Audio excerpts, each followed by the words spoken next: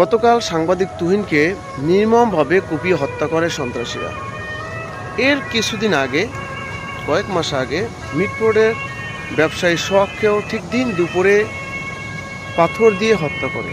এখন কথা হচ্ছে যে এই যে সোহাগ হত্যাকাণ্ডের বিচারটা যদি ঠিক গভর্নমেন্ট খুব দ্রুত গতিতে করত, উইদিন 2 মান্থস, 2 মাস অথবা 3 মাসের মধ্যে, এবং দিন দুপুরে যদি ওদেরও যদি ফাঁসিটা কার্যকর করা হতো কোনো রাস্তার পাশে জনসম্মুখে, তাহলে আজকে এই তুহিন হত্যাকাণ্ড ঘটত না।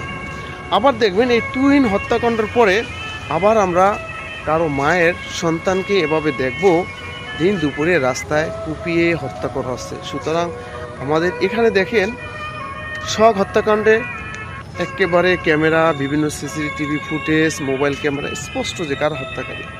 এখানেও দেখেন সাংবাদিক তুহিনকেও যারা হত্যা করছে তাদের কিন্তু চেহারা স্পষ্ট। তারপরও এই সব হত্যাকারীদের ফাঁসি কার্যকর করতে এই বিচার ব্যবস্থায় এত দেরি হবে কেন?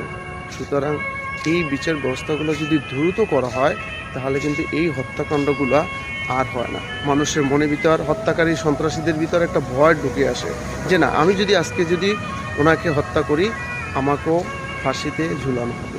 সুতরাং এই আইনগুলো খুব দ্রুত করা উচিত, খুব দ্রুত কার্যকর করা উচিত।